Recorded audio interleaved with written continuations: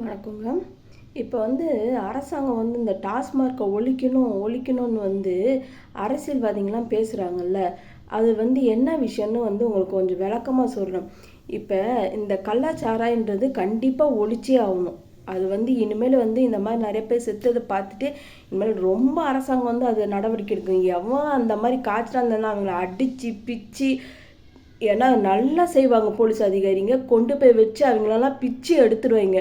அதனால இப்போ இனிமேல் எவனும் செய்ய மாட்டான். ரொம்ப கண்காணிப்பு ஜாஸ்தியாகிடும். இப்போல்லாம் எங்கேயுமே இனிமேல் காய்ச்சவே முடியாது. அந்த அளவுக்கு இப்போ அரசாங்கம் முயற்சி எடுத்து செய்வாங்க. அப்புறம் இந்த டாஸ்மார்க்கை ஒழிக்கணும்னு சொல்கிறாங்கல்ல. இந்த நிறைய அரசியல்வாதிங்க ஏன் அவங்களாம் சொல்கிறாங்கன்னா, அவங்களாம் நல்லவங்களாம் அப்படியே பொதுமக்கள்கிட்ட காமிச்சிக்கிறாங்களாம். இதில் என்ன நஷ்டம் யாருக்குன்னா, இந்த பொதுமக்களுக்கு தான் நஷ்டமாகும். என்ன நஷ்டம்னு நான் விளக்கமாக சொல்கிறேன் பாருங்களேன். இப்போ டாஸ்மார்க்கை ஒழிச்சிடணும் அப்படின்னு நாங்கள் தான் போராடுறோம், பல அரசியல்வாதிகளும் நாங்கள் போராடி இப்போ ஒழிச்சிருவோம் அப்படின்லாம் பேசுகிறாங்கல்ல. பேசிட்டு அவங்க இப்போ உங்களுக்கு பொது ஒரு விளக்கம்னா, இப்போ இந்த இங்கே ஒழிச்சிட்டாங்க. இப்போ வேறு இடத்துல இந்த பெங்களூரில் கொடுக்குறாங்க வச்சுக்கோங்களேன். சரக்கு அங்கே தான் விற்கிறாங்க. நம்ம சென்னையில் இப்போ இங்கே ஒழிச்சிட்டாங்க அப்படின்னு சொல்லும் போது என்ன ஆகும்னா, சென்னையில் 200ரூவா, இப்போ குவார்ட்ரு எவ்வளோன்னு எனக்கு விவரம் தெரிலங்க, 200ரூவானே வச்சுப்போமே உங்கள் கணக்குக்கு, 200ரூவா. இப்போ நான் அங்கே பெங்களூரில் கொடுக்குறாங்கன்னு வச்சுக்கோங்க, அங்கே 500ரூவா அவங்க விற்பாங்க. இங்கே சென்னையில் ஒழிச்சிட்டோம் நாங்கள் பண்ணிட்டோன்னு இவங்க பேசுவாங்க, அங்கே 500ரூவா விற்பாங்க. இந்த பேசின அரசியல்வாதிங்களாம் அவங்களாம் குடிக்கவே மாட்டாங்களா?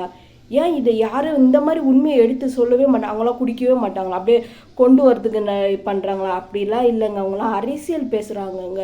மக்கள் புரியாமலாம் இப்போலாம் இல்லை. லேடிஸும் ஜென்ஸும் இப்போலாம் எல்லாம் படித்தவங்கலாம் வேறு லெவலில் யோசித்து இவங்களாம் எதுக்கு பேசுகிறாங்க வரைக்கும் எல்லாம் யோசிக்க ஆரம்பிச்ச அளவுக்கு ஆயிட்டாங்க. அப்போ அங்கே 500ரூவா வைப்பாங்க. என்ன சொல்லுவாங்க, நாங்கள் போய் எடுத்துகிட்டு வரோம் லாரியில் வச்சு, 300ரூவா அதுக்கு சார்ஜி அப்படின்னு சொல்லுவாங்களா இல்லையா? இதனால என்ன ஆகும், இங்கே நம்ம எக்ஸ்ட்ரா இப்போ கணவருங்கெல்லாம் என்ன பண்ணுவாங்க, எல்லாரும் போயிட்டு வாங்குவாங்க. என்ன ஆகும், எக்ஸ்ட்ரா காசு கொடுத்து தான் வாங்குவாங்க, கம்மியாக போகிறது இல்லை.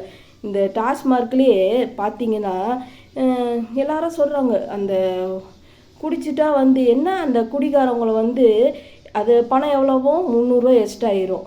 இது ஒழிக்கலாம் முடியாது, மது ஒழிக்கவே முடியாது. சொல்கிறவங்க யாரும் குடிக்காமல் இல்லை. அவங்களாம் வசதியானவங்க அரசியல்வாதிங்களாம் என்ன பண்ணுவாங்க, அவங்கள ஒரு கார் எடுத்துகிட்டு ஃபுல்லாக அதில் இறக்கிக்கிட்டு இங்கே வச்சு அவங்களாம் குடிப்பாங்க. அவங்களுக்கு இல்லை இந்த மாதிரி வாங்கி கூட ஈஸியாக அவங்க குடிக்கலாம். அவங்களுக்கு பணம் நிறைய இருக்கும். இதனால் யார் பாதிக்கப்பட போகிறா? நம்ம பொதுமக்கள் ஆளுங்க தான்.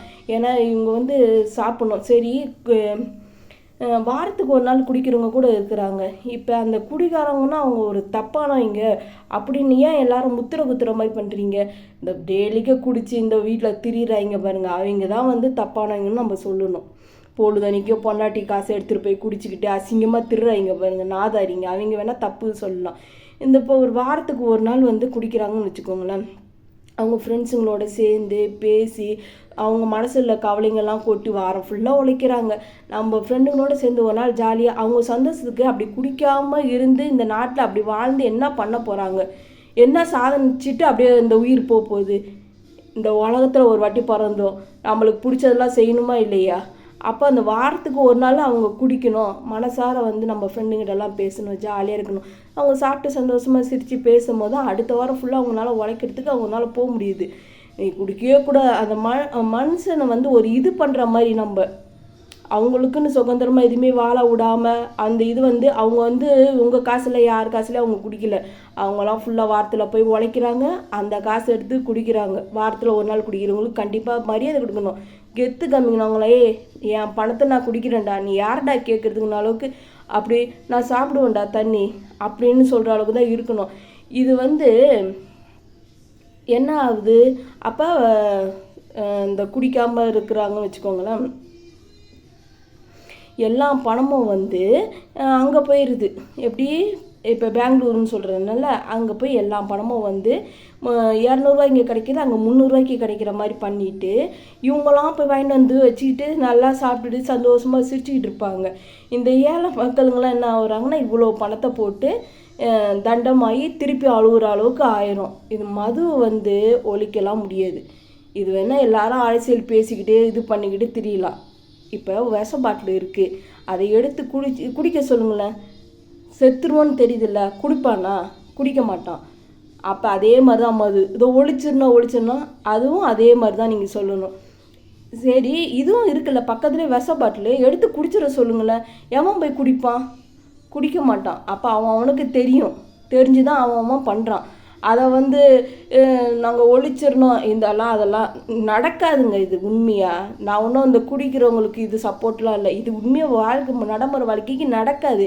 இது வேஸ்ட்டாக அவங்கெல்லாம் அரசியல்வாதிங்க அவங்கவுங்க இதை ஒழிச்சிடணும். மது இந்த இதில் தான் ரொம்ப அதிகமாக இருக்குது, நாங்களாம் ஒழிச்சு காமிப்போம் அப்படின்னா இல்லை. இவங்க உங்களெல்லாம் நஷ்டப்படுத்திட்டு அவங்க போய் நிறைய பணம் இருக்கும், அங்கே போய் இவங்க வாங்கிட்டு குடிப்பாங்க. ஆனால் உங்களுக்குலாம் என்ன, இவங்க இருக்கவங்களுக்கு இப்போ நல்லவங்களுக்கு வாரத்தில் ஒரு நாள் குடிக்கிறேன்னு சொல்கிறாங்க. அவங்களாம் என்ன ஆவாங்க? இப்போ அவங்க இங்கேருந்து போய் அவ்வளோ பணத்தை அவங்ககிட்ட கொடுத்து வாங்கி குடிக்கிற நிலைமைக்கு ஆளாவாங்க. இதுதான் நடக்கும். அது அப்படியே ஒரே இதாக ஒழிச்சு கட்டிடலாம் முடியவே முடியாது. இது மக்களுக்கு புரிய மாட்டேங்குது. என்னடா ஒரு லேடிஸ் இந்த மாதிரி இதை பற்றி பேசினா, நான் பேசினதெல்லாம் கரெக்டாக கருத்தை மட்டும் பாருங்கள்.